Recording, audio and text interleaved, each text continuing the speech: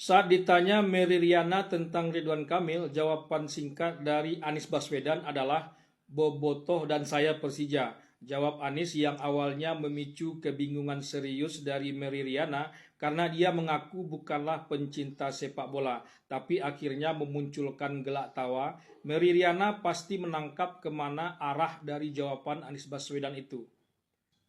Saat ditanya tentang Pramono Anung, jawaban Anies Baswedan hanya singkat, yakni mengejutkan. Tapi turunan atau penjelasan dari jawaban singkat itu paling panjang dibandingkan yang lainnya. Anies mengaku kenal baik dengan Pramono Anung sejak mahasiswa dan sebagainya. Dan saat ditanya tentang Dharma Pongrekun, jawaban Anies Baswedan paling singkat dan benar-benar singkat, yakni calon independen. Hanya itu yang dia tahu katanya. Untung saja Anies Baswedan tak menjawab pencatut KTP anaknya seperti yang ditanyakan Ges Khalifah kepada Kun Wardana, cawagupnya Dharma Pongrekun, saat debat antar cawagup di iNews TV tempo hari. Terlihat sekali dari jawaban-jawaban singkat Anies Baswedan dalam podcast Mary Riana itu, Anies lebih mendukung pasangan Pramono Anung Rano Karno ketimbang dua pasangan lainnya. Bahkan, jawaban tentang Ridwan Kamil tidak saja terlihat tak mendukung, tapi juga bernuansa semakin memecah belah dua pendukung fanatik pencinta sepak bola tanah air. Agaknya Anies Baswedan belum benar-benar move on atau bisa melupakan pahitnya kalah Pilpres dan getirnya tak bisa maju sebagai calon gubernur Jakarta.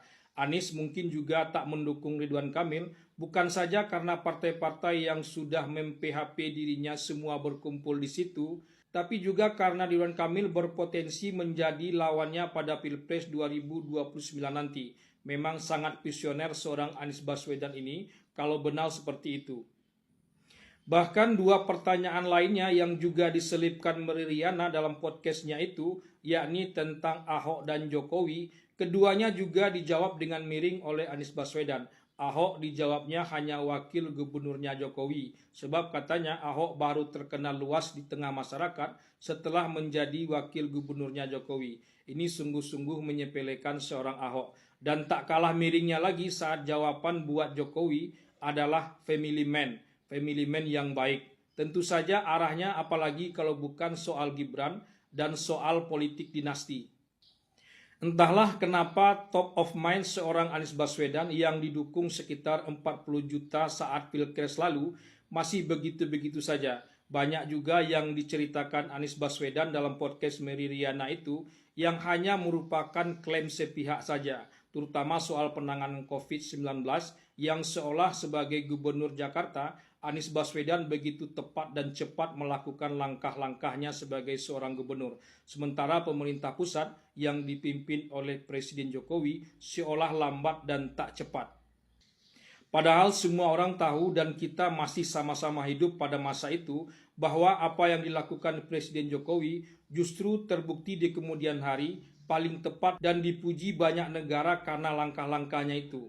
Langkah-langkah Anies waktu itu tak lepas dari langkah-langkah seorang oposisi yang mencari kesempatan dalam kesempitan di tengah krisis yang ternyata kurang berhasil, kalau tak mengatakan gagal melentingkan dirinya sendiri lebih tinggi lagi. Ini berhubungan dengan orang-orang yang punya pengaruh tentang Jakarta.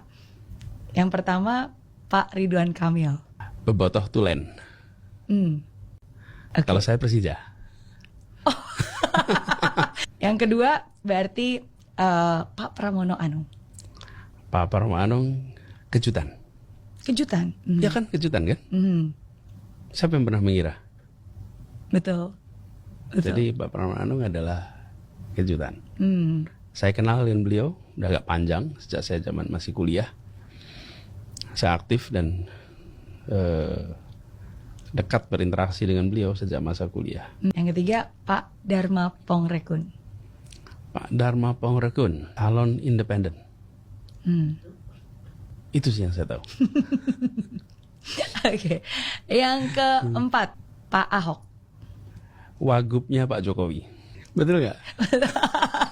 Kan betul. Karena mulainya dari wagubnya Pak Jokowi kan. Betul, sesudah betul. itu kemudian menjadi gubernur. Oke. Berarti yang terakhir Pak Jokowi. Family man. Beliau family man yang baik.